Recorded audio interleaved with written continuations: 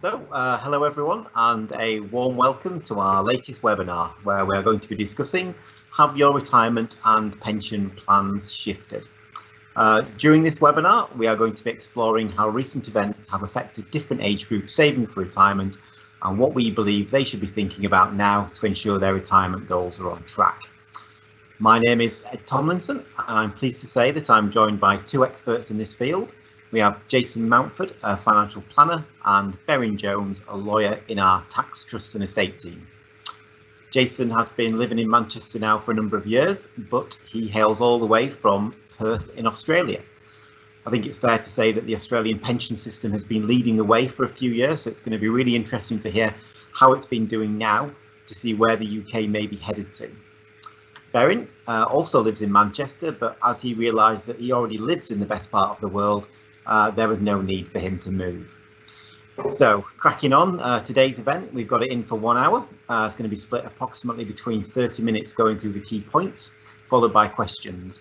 Thank you very much to all of those who've already submitted questions. And if I can encourage you all to ask more questions during the event using the Q&A function, and we will do our best to answer all of them.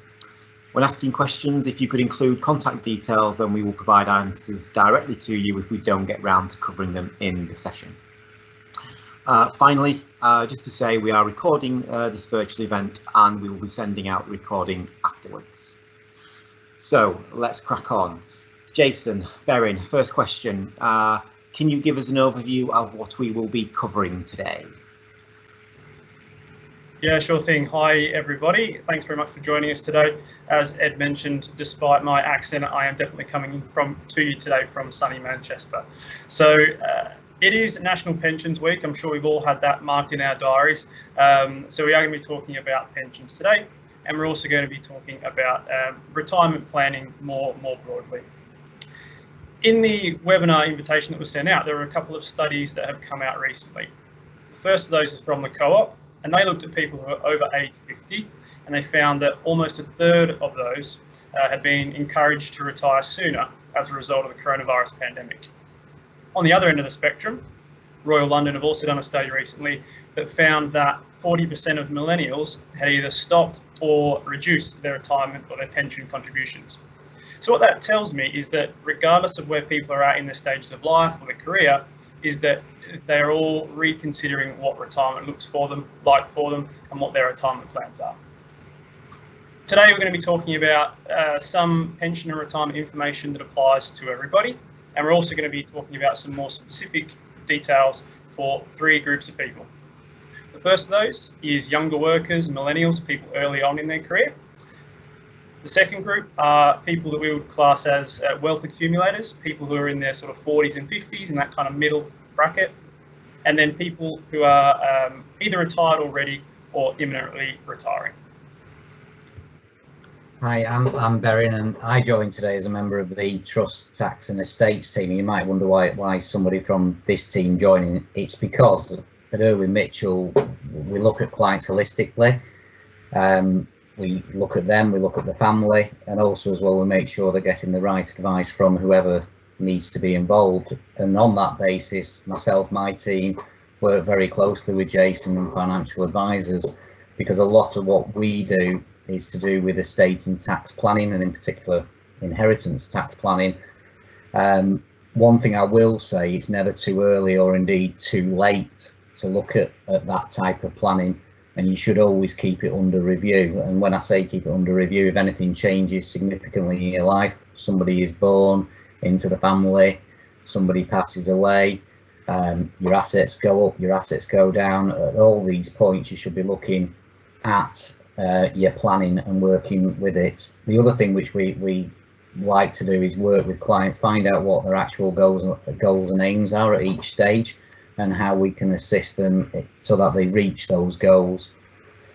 In terms of pensions specifically today, what I'll be talking about is why I believe pensions are an invaluable tool, particularly when advising on estate planning, as ultimately pensions can save you significant tax. Thanks, Berrin. Absolutely. I think that's really useful comments there, guys. So just starting off then, I think we're going to start with the young workers bracket. So, Jason, starting with them, quick question from me. It's such a long time away for young workers. Tell me why they should care about their pensions right now. Yeah, look, I totally understand that for someone who's in their 20s or 30s, planning for retirement and your pension fund seems like it is a really, really long way in the future, and it is. You know, I'm sure if we all got told that we had a Ferrari waiting for us in the garage when we turn 60, we'd probably pay a lot of attention. But there are a couple of reasons why paying attention to your pension early is really, really important. The first reason is because early contributions that you make are the ones that actually matter the most. And the reason for that is because of this concept of what we call compound growth. And as you make payments or savings into a pension or investments, it grows each year. And then in subsequent years, you get growth on top of that growth. And it really creates this snowball effect as time goes on. Now, I've actually got a slide here that I just wanted to show as a bit of an example of what I mean by this. So we've got a couple of different people here. We've got Bill and we've got Sarah. So Bill is pretty switched on, and he decides to start paying into his pension when he turns 25. He starts putting in £5,000 a year, and he does that every year. Now, he does pretty well for the first 10 years, but by the time when he turns 35, life gets in the way. He maybe stops work for a bit, something, and decides to stop paying into his pension fund. Sarah, on the other hand, she's a little bit more late to the party. She's not really focusing too much on her pension, but by the time she turns 35, she's starting to think that it's probably a good idea for her to start saving. So she starts paying in the same amount. She pays in £5,000 per year, and you can see that what she does is actually, once she starts doing it, she really does stick with it, and she pays in that £5,000 all the way through until she turns 65. Now, for me, the really interesting thing about this, as you can see on the graph, is that actually, even though Bill's put in a third of what Sarah's put in 3 times as much as Bill, because he started 10 years earlier, he actually ends up with slightly more in his pension fund by the time that he turns 60, by the time they both turn 65. So that's really that compounding growth, that compound effect of your investments at work. If you can start making some plans early on, it can really add up to be quite a significant sum. You know, Ed mentioned before about Australia's pension system, and you know, we've had what's known as what in the UK is known as auto enrolment. We had a similar thing in Australia back in 1992, and actually clients that I see, it's not uncommon for them to have close to £500,000 by the time they're retiring. So if you start early, the likelihood is that your pension is probably going to end up being one of the biggest assets that you've got when you retire. Thank you, Jason. I think that's a really, really important point as to why young people should be caring about it. I think just sort of handing that over to you, Berin, now. Can you tell us a little bit about the tax benefits that are involved in that? Yeah, there are actually massive tax benefits of paying into pensions, and there's various different taxes, as we'll all know.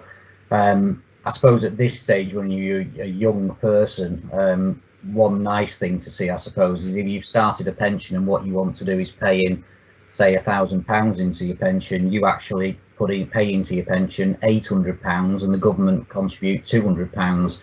So I often say to people, well, you know, where else do you get that, and where do you get that return, that immediate return? And you can see it, and everybody's got their apps now, and pension companies provide their apps, and you can see that on a day-to-day basis. So basically, the government initially will contribute 1/5 of your contribution. So that's a great benefit. We call that actually tax relief at source, and what that means is, in effect, you don't pay tax on your pension contributions. So if you're fortunate enough to be a higher rate taxpayer, then basically you can claim back the full 40%. So the way in which that works is you get your 20% contribution back on your actual contribution, and at the end of the year you report how much you've paid into your pension, and what that does is it extends your basic rate band of tax, so you're only paying 20% on that extra amount rather than 40%, and by that route, in effect, you get 40% back.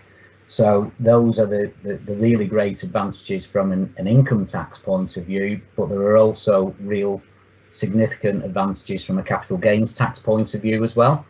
So to give you an example, if I wanted to buy shares and kept them out of a pension, then obviously I'd buy the shares at the value which I bought them. If I kept them for many years and ultimately sold them, I'd be liable to pay capital gains tax at probably 20% on those gains. The benefit of a pension is actually it protects the assets from capital gains. So what that means is that your pension grows, you don't have to pay capital gains tax, and it enables your pot to grow faster over time, and you can see that compound growth which Jason is talking about. And the third tax, which is really relevant, which I'll talk about a little bit later, is the significant benefits of inheritance tax. But in short, what that means is your pension pot is outside of your estate for inheritance tax purposes. Thank you, Barry. That's useful to know as well. So I guess final question, Jason, to you, and this is for the young workers. What are the most, I guess, the key things they need to be looking out for when they're putting their money into a pension? Yeah, so from my perspective, there's really two things that a young person should be looking at when they're reviewing the pension scheme. The first, and what I think is the most important, are the investments that are held in it. Now, we've just looked at what can happen if you get some good growth over a long period of time. And when you've got 20, 30, 40 years until you need to access your money, you can generally afford to take a fair amount of risk with it. Now, you need to be comfortable with the up and down movement that might come from that. But if you're invested too conservatively, if you don't have enough of your funds in growth assets like shares and property, then you're potentially leaving tens or hundreds of thousands of pounds on the table. So the first thing that I'd say is that you should really have a look at the investments and make sure they're right for you. The second thing that I think is really important is to look at the fees that you're paying on your scheme. Now, you know, it's quite often quite easy to be able to say 0.5% or 1% on the fees that you're paying. Doesn't sound like a lot, but again, if we're talking over a period of 30, 40 years, that again can have a real snowball effect on the actual return that you end up with in your scheme, and how much you'll end up with when you retire. What I would say though is that you shouldn't get too bogged down in those details. You know, as that previous slide showed, the most important thing is just getting started and just actually getting into that savings habit of paying into a pension early. Specifics are worth looking at, but that's the most important thing. Thank you. So I guess if I can summarise what I've just heard from both of you, is that for young workers, the main messages we're trying to give is get into your company pension scheme, get in there early, get your contributions started, enjoy those fantastic tax reliefs that you're going to get, and make sure that the investments and the charges that you're looking at are competitive. And I think that's a pretty strong, hopefully simple message for them. So putting the young workers to one side now, and I guess moving on to that next bracket you mentioned, Jason, which is the young and the middle and pre-retirees. And I'm going to, Barry, I think I'm going to hand this one to you. Can you talk us through what some of the key issues are for people in this bracket? Yeah, so this is the time in people's lives, obviously, where basically they're building up their asset base, got a family, looking after parents, they've got commitments. So what they're looking at here is, and this all goes to planning, and what I always say to everybody is you should always keep reviewing your planning.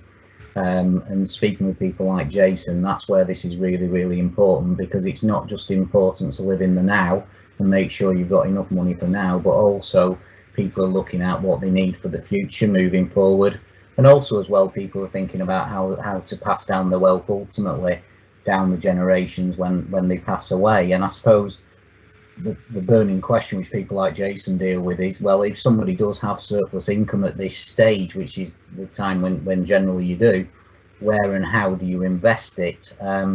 What I would say, and it's a general rule, and you should always look at everything, you should always look at your own personal circumstances, is that maxing out your pension contributions is possibly a really good plan for all the tax benefits which we talked about, the income tax, capital gains tax, but also, as I touched on earlier, for inheritance tax, pensions fall outside of estate. So to give you a simple example, if you're a married couple and you have children and you have a house worth over 350,000, it's possible to leave £1 million tax-free for inheritance tax. If your estate is over £1 million, in effect anything over that you're taxed at 40%. So it's quite a high tax. So if your estate was £1.2 million, for example, you would be paying £80,000 in inheritance tax. So it is significant. So this is where pensions are really important. If that extra money is actually in a pension pot, it's exempt from IHT and it doesn't get counted. So another issue at this stage of life, which people start to think about because they're thinking about the future, is about care home fees. Generally speaking, and Irwin Mitchell did a survey recently, the care home fee sector looks like it's heading into chaos at some point in the near future. The number of providers is dropping down. The cost of just residential care is anywhere between £28,000 to £40,000 per annum. And a great concern that a lot of people who I speak to have is how do they fund that care? So this is where pensions come in again. If you save sufficient into your pension, hopefully it generates enough income at the drawing down stage to be able to fund those care home fees. And I suppose one other thing just to quickly mention at this stage is just be thinking about powers of attorney. So these are things which, God forbid, if something happened to you and you were unable to deal with your own affairs, including how to deal with your pension and other assets, then it's really, really wise to think about powers of attorney, and I'll touch on those later. Cool, thanks, Barry. Some top tips there. Same question to you, Jess. And what do our middle bracket pre-retiree workers need to be really concentrating on? So the key message for me for these people is that you can't start planning for your retirement with only a year or two to go. You know, I do see that quite often where clients come in and they are that close to retirement. There's plenty of things we can talk about, plenty of things we can do with them, but you do sort of have your hands tied behind your back a little bit. You know, there are limits to how much you can be putting into your pension each year. There are limits to how much you can be putting into other tax advantage investments like ISAs. So the earlier you can start planning, having a bit of an eye on retirement, the better the long-term outcomes can be. So I guess the main thing is start having a think about what you want retirement to look like. You don't have to be getting too specific around it, but getting a bit of an understanding of when you'd like to retire, how much money you think you might spend when you do retire. And it can be a really good time to actually engage with a financial advisor and start talking through some of those issues. Baron mentioned just before about planning, cash flow planning, and this is a really good time to start doing that and start putting those ideas you've got about retirement into a cash flow plan and just seeing what it looks like, seeing whether you need to start making some changes to make sure that it's realistic. This stage of life is usually when your earnings are getting up there to probably close to the highest level that they're going to be. And also because of that, your pension pot is generally going to start becoming quite a reasonable balance as well. So you've got a lot of flexibility as to the types of things that you can be doing. There's also some of the issues that are the same. Obviously, your investments are still really important, so it's worth continuing to look at those. And fees, again, fees are something that you should always be reviewing within your pension scheme. One of the common questions that I often get for people in this bracket also is, should I be paying more off my mortgage or should I be paying more into my pension? As Baron mentioned earlier, there's a lot of benefits from a tax point of view paying into your pension, and the answer to this question is going to be different for everybody. It depends on how much you're earning, how much tax you're paying, what the level of your mortgage is, what interest rate you're paying on it. And again, it's a really good example of where that cash flow planning piece can be really worthwhile, because we can look at those various different options. Thank you, Jason. That's useful. I guess if I can summarise what I'm hearing there is that for those people, those young workers, we're saying to them, get into that pension, get contributing. For these people in the middle stage, we're now saying to them, we need to start thinking about forming a plan. We need to start thinking about what our retirement, what do we want it to look like, and start maybe engaging with a professional to say, how do I actually turn my existing pot I've been saving into that plan that I want to use in retirement. So then I guess that probably leads us to our third bracket, doesn't it, which is we're calling our, let me find, retired or about to retire category. So just thinking about those sort of clients, Berin, perhaps they're a client who's thinking about drawing down on their pension. What are some of the things that you'd be wanting to discuss with them? Yeah, so again, this is the time of life, I suppose. We've just talked about that building phase, and if you think of it as a curve, you've reached the top and you're now talking about maybe drawing down from your assets, whether they be from pensions or whatever. So the first thing that I'd always suggest, as I've said before, is you sit down with someone like Jason, and he's just mentioned and talked a little bit about cash flow planning.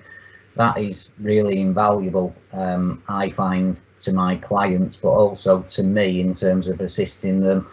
Part of that is trying to look at what their expenditure is likely to be, look at what the income can be, and look at how much is left in the pot. It's important to realise, and someone pointed this out to me relatively recently, that when you retire, you've still got to keep your investments going, because actually you're still a long-term investor. You know, hopefully the pot has to last for a significant time. So when you're looking at this, you've got to work out what you need for the future, but it's also a time for looking at your inheritance tax position. I've just talked about how monies in pensions are in effect tax-free for inheritance tax, and maybe you want to think, if you're thinking about drawdown, but you've got other assets which mean you might be paying inheritance tax, maybe you utilise some of those first rather than drawing down on the pension in order to save any inheritance tax moving forward. Planning as it is at every stage is really, really important. So again, I stress you look at your cash flow planning, you look at, and if it's a situation where maybe your assets are still going up, you could think about gifting, which I'll talk about later. And it's also an important time, this, to actually think, if you've not already done it, so to be thinking about your wills, because that is a really important part of estate planning, and it goes hand in glove with the type of advice which Jason gives in terms of investments and in terms of how you draw down your pension.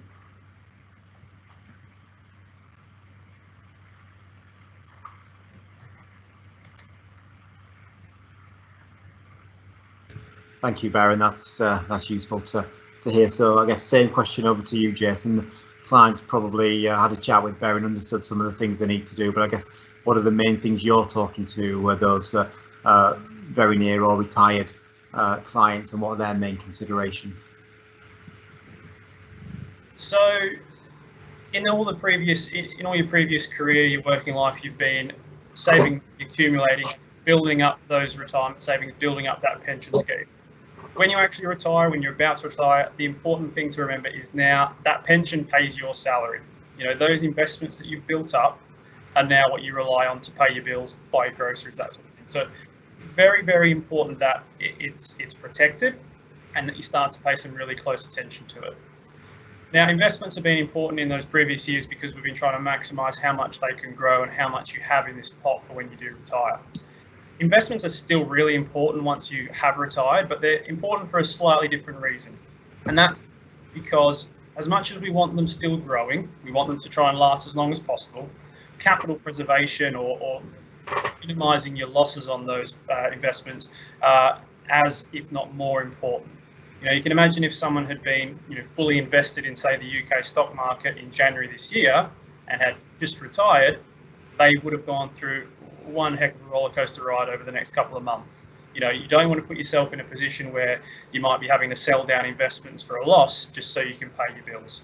So that capital protection is really, really important. Again, we've talked about cash flow planning previously in terms of it's good to start doing, but at this point, in my opinion, it really becomes the cornerstone of your financial plan. My job as a financial advisor is to make sure my clients can live the life they want now, have the money that they need to do the things they want to do, but also make sure that the money's not going to run out. We'll do our best to make sure that that happens. And that's where the cash flow planning becomes really vital, to be able to look at how the next 20, 30 years of retirement might play out.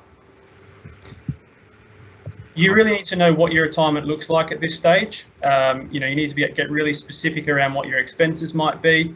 That's not just regular expenses, it's also ad hoc ones, whether you want to go on certain holidays every year, if you've got a big milestone birthday you want to have a blowout for, replacing the cars every few years, all those sorts of things.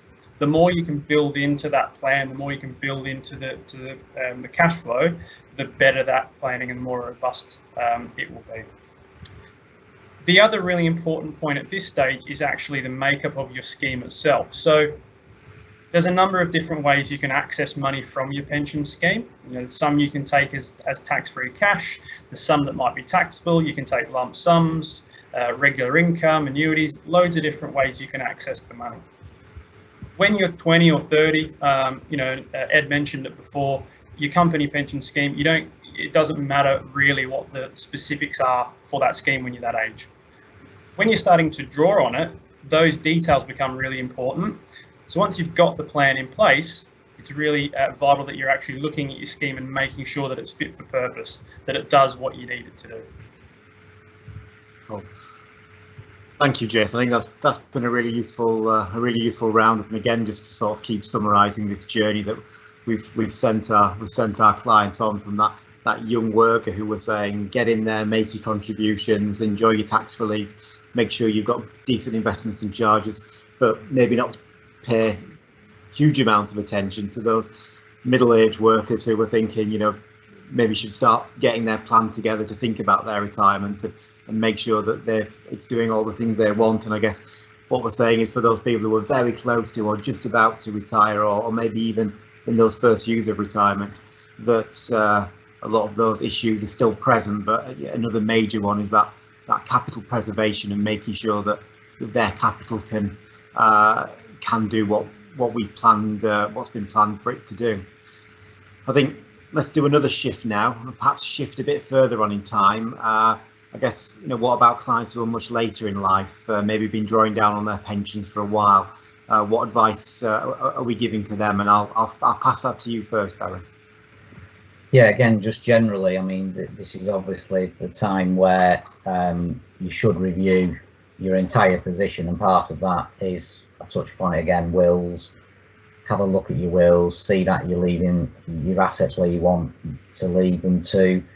In that process, you do your tax planning, so you have a look at that, and you look at ways in which you can maybe minimise tax. Also, at this stage of life, you might be looking at powers of attorney, because it might be nice to be drawing down this money. What if something happens to your mental capacity moving forward? All I can say with powers of attorney really is that if you've got people that you trust, it's basically a no-brainer to have powers of attorneys in place, so that if anything were to happen to you, people can step in and act in your best interest. And if you haven't, then dealing with the court of protection is much more costly and time consuming.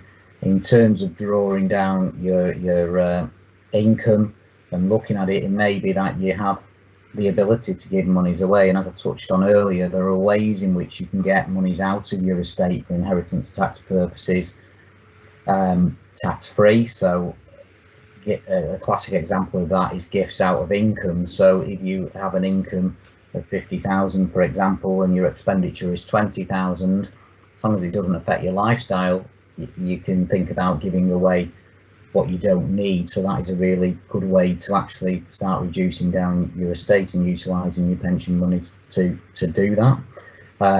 Also, as well, you can think about using your annual allowance and anything else which isn't exempt. As long as you live for 7 years thereafter, then it isn't exempt. We call that potentially exempt transfer. So I think at this stage you might be looking at it and thinking about, well, is there any gifting that can be done?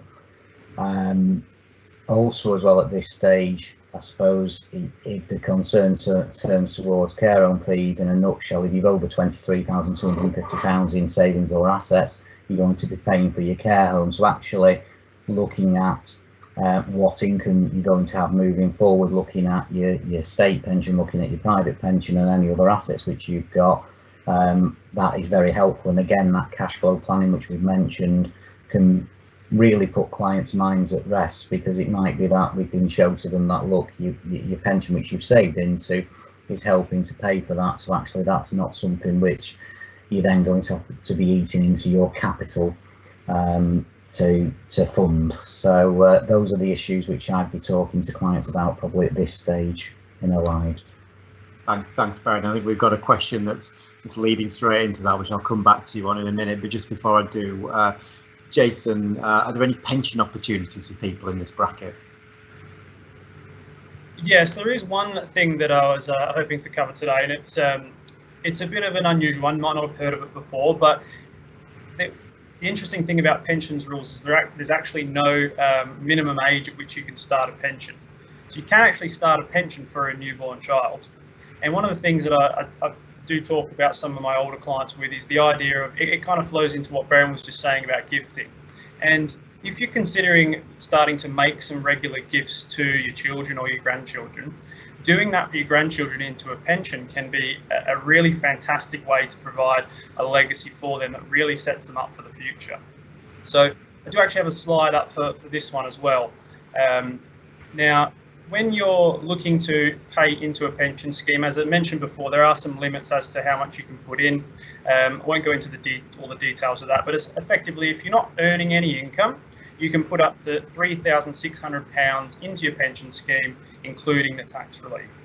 So in the example I've got up on the screen here, we've got the pension for your newborn grandchild. Now, obviously, that newborn isn't working in a pizza shop at the weekend, so they don't have any earned income. So the minimum we can put in, or the maximum I should say, is £3,600. So let's say you're a very generous grandparent, you decide to do that for the first 8 years of their life. £3,600. Over the course of that time, you put in a total of £23,000. Because that money has got so long to grow, it's got a full 65 years to be invested for, longer, but up, based on this, we're looking at 65 years. The compound growth you can get on that is really quite incredible. You can see here from that graph that actually by the time that grandchild ends up at their 65th birthday, if they got 6% return on the money, they'd have over £1 million in a pension pot. Now, obviously, inflation is going to dig into that to a certain degree, but in today's terms, that's still worth £322,000. And for someone who's age 65, that could provide them a regular income of around £19,000 a year until they turn 90. So from my perspective, in terms of bang for your buck for gifting money that you might be considering, I just think it's a really good option to consider and to keep in mind. Absolutely, sounds good. Thank you guys for all of that. I think that's as much as we've got prepared, which has taken us about 30 minutes, so great. We're getting quite a few questions coming through, so I think what I'd like to do now is push on with a few of those so that we can hopefully try and get most of them answered. I'm going to start with one that we've had in. I think I'm going to throw this to you, Baron, because it's got a lot of tax in there, so if I can read it all out. If you have a pension pot that you intend to draw down on retirement and also have a rental property that generates income, are you better to use the rental income to live on and preserve the pension pot for children for inheritance, or draw down on the pension pot to live on and keep the property to pass on as inheritance? Or is the tax implications the same for both? So if I can summarise that, I think the question is saying, should I pass a property to children or pass a pension to children? Which is the most tax efficient? So first thing to say, I suppose, is you've got to drill down into actually the specifics here as to what the capital actually is and where the capital lies, and also what the client's actual position is. Basically speaking, I suppose one way of looking at it is if you draw down from your pension pot, one thing I should stress is that you need to make sure your nominations are up to date. So every year, as you probably all know, you get nomination forms to say who you'd like your pension pot to go to. So you need to make sure they are up to date. The great benefit of keeping it in the pension pot is for inheritance tax purposes, as we've said. It's outside of your estate. So if the rest of your estate, taking into account your other assets, including the rental property and including your matrimonial home, go over the nil rate bands and you're paying over 40%, then the answer is yes. I would probably say, well, think about drawing down, using the income from the property first and dealing with it that way. In terms of the second property, which is a a rental property, in essence, that when you pass away, that won't qualify for a band called the residential mill rate band.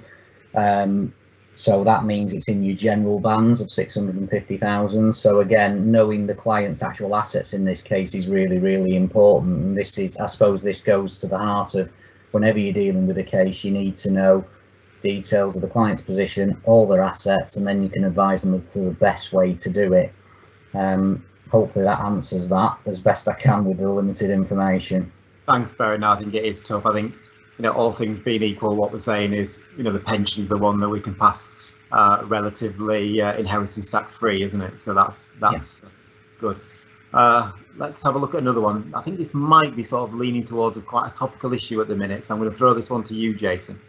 It says, as you are currently allowed to take 25% of your pension tax free at the age of 55, is this something that you would always recommend to take advantage of and utilise those funds, for example, to purchase a rental property? Or is it better to allow the growth in the pension? Also, are the rules likely to change on the 25% tax-free amount at 55? Okay, so I guess I definitely wouldn't always recommend you pull out 25% of your pension as soon as you can.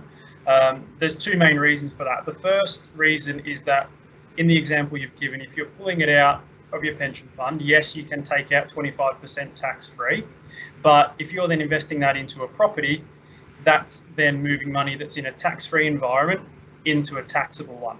So over time, the net return you're going to get outside of pension, all things being equal, is going to be worse than if you just left the money inside your pension.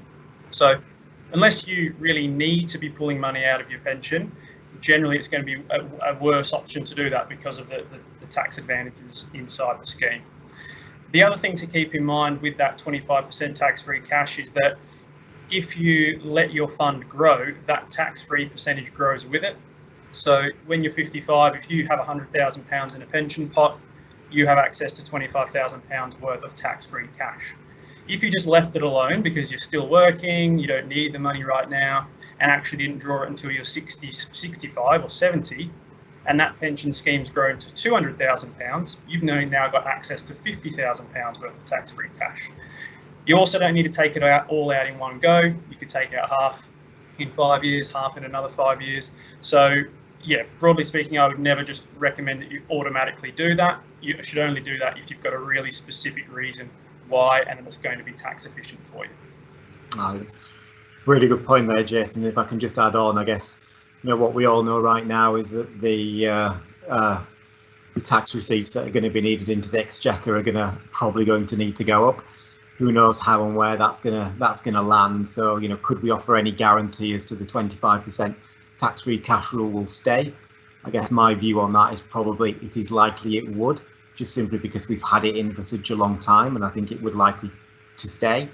With regards to your question as to staying at 55, well, that is one thing we do know. Whilst there's no legislation that has been handed down through Parliament yet, what we do know is that there is definitely an intention to do that, to raise that retirement age to 57. That was recently reaffirmed by one of the ministers on the floors of the Houses of Parliament to say that they are going to be legislating to do that. So again, it's not set in stone, but it certainly seems to be a clear direction of travel with this government. And I think we all know the state pension age has been creeping up. It would not surprise me if the age at which you could access your pension is also creeping up. So thanks for those questions. We've got more to go through. Who am I going to throw this one at? I'm going to throw this one to Berin. So very short one. This is it important to speak to a SOLA, that's SOLLA, later life specialist, if I'm in the retirement or the retired category? So just checking before I do that, Berin, you've come across these SOLA accredited advisors before? Yes, I have. Yeah, it's a Society of Later Life Advisors. Generally speaking, what I'd say, I mean, obviously, if you're speaking with somebody who has that accreditation, then yes, that's great. They tend to be financial planners and they concentrate very much on the later life. What I would say is you make sure you go to somebody who basically knows what they're talking about and can deal with all the issues for you. And in particular, it's really what we've been talking about today, which is looking at get your tax planning correct, get your cash flow planning correct, make sure everything is in place for your later life if anything happens. So yes, they're a good organisation and one that I've come across, and generally speaking, their advisors are very good. The Society of Later Life Advisors for financial planners. Yeah. Thanks, Barry. So that sounds like, from our experience, it's been good. Sorry, quickly travelling on, guys, because I know we've got about 15 minutes left and still quite a number of questions. So quick one, I'll throw this to you, Jason. Private pension pots, should we cash them in early? Yeah, so I think this is probably quite similar to the first question I answered, and unless you have a specific reason why you're cashing your pension pot in early, it's not something just to do as a matter of course. We talked about tax-free cash element before, so up to 25% of your pension you can access tax-free, but the rest of it you do pay tax on. It gets added to your taxable income, and you'll pay based on how much you take out your basic rate, high rate, or additional rate. So, especially if you've got a large balance in there, if you cash in the whole thing, there's potentially a lot of tax to pay. Combined with the fact that, again, you're moving money from a tax-free source where it can grow tax-free into, if it's going to just sit in an account or sit in investments outside of a pension scheme, you probably will end up paying tax on the earnings with that. So again, not as a matter of course.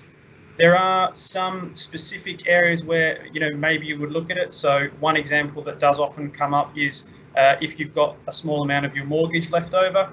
If you've got £30,000 left on a mortgage and we can manage the tax position on withdrawing the pension fund, then that's one area where maybe that would be worth doing. But again, you have to have a really specific reason as to why you're doing it. Otherwise, you're probably going to end up in a worse position.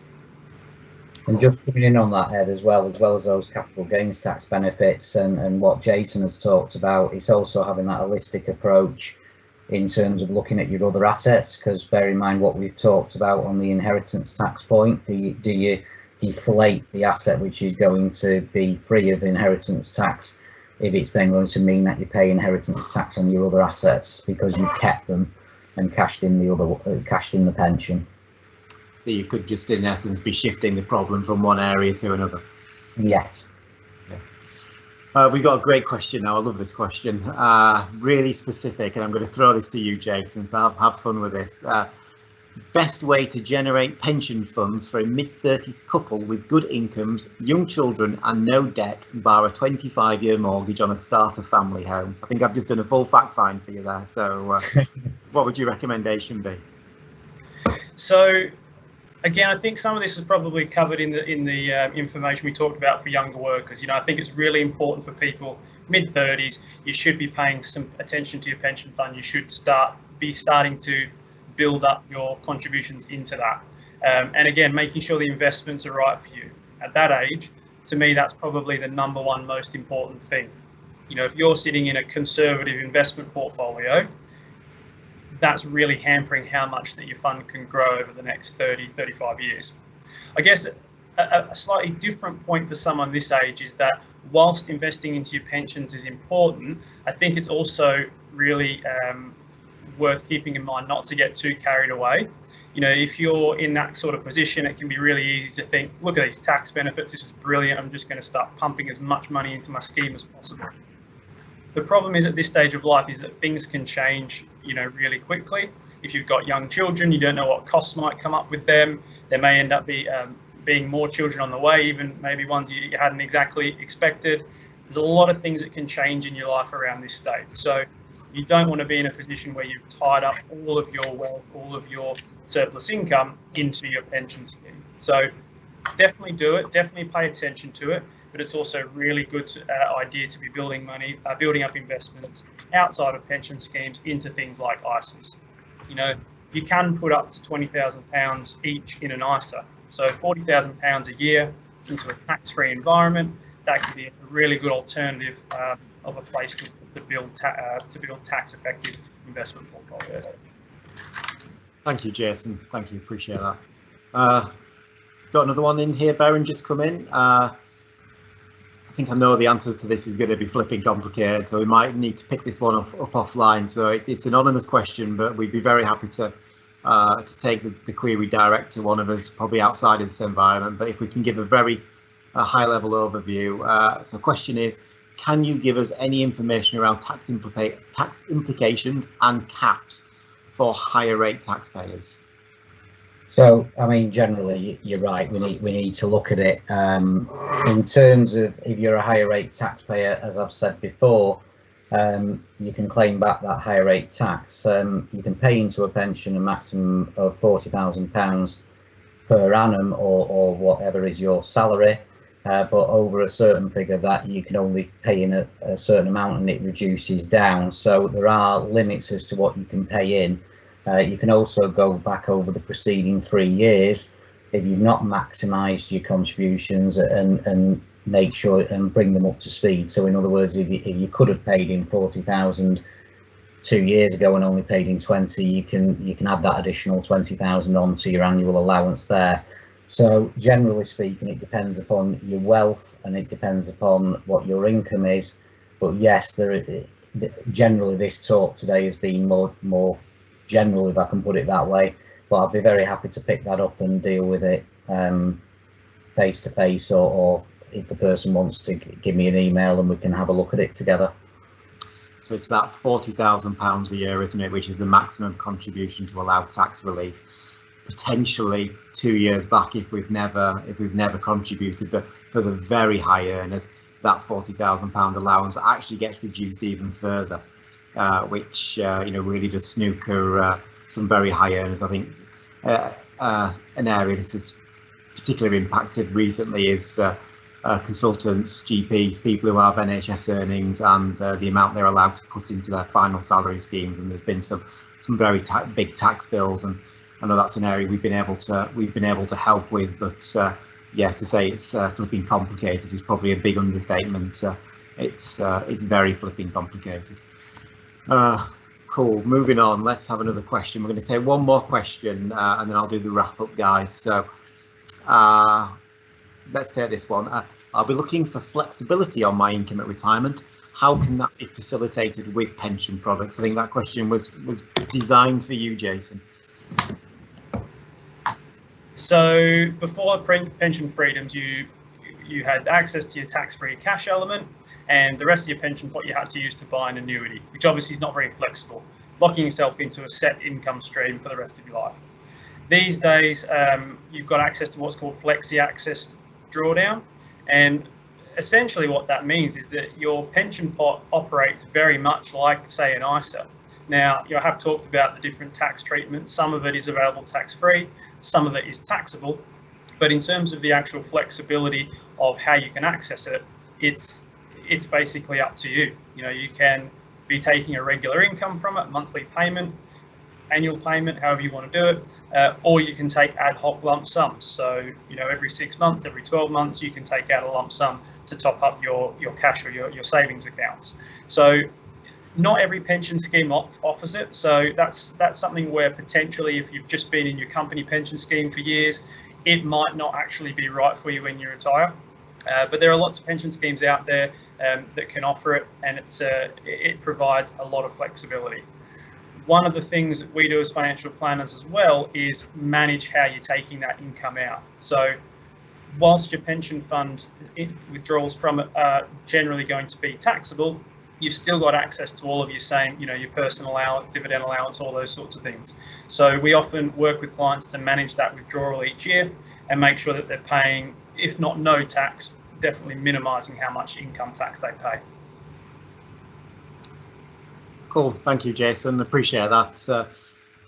Cool. So, guys, we've been going about 50 minutes now. I think that's a good effort. Thank you very much to everyone who has joined us.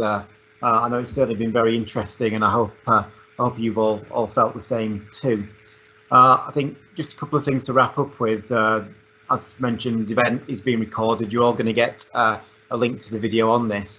If you've any other queries, I think we're going to put up our contact details now, or Google, find the Irwin Mitchell website. You'll find our names and our, dare I say, our ugly mugs that you can send us an email as well. We'd very much like to hear from you.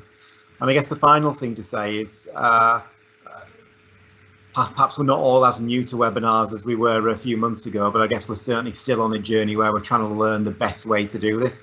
So we really would appreciate any feedback you have, both on content, both on presentation and style, as to what works best, what what do our clients want to hear from us, and in what formats. So the feedback questionnaire will come out at the same time as the link, and we very much like you to fill that in and send it back. So that's it from us. Thank you very much for attending. Thank you, Jason. Thank you, Berin. See you all, and hope you have a nice rest of your day.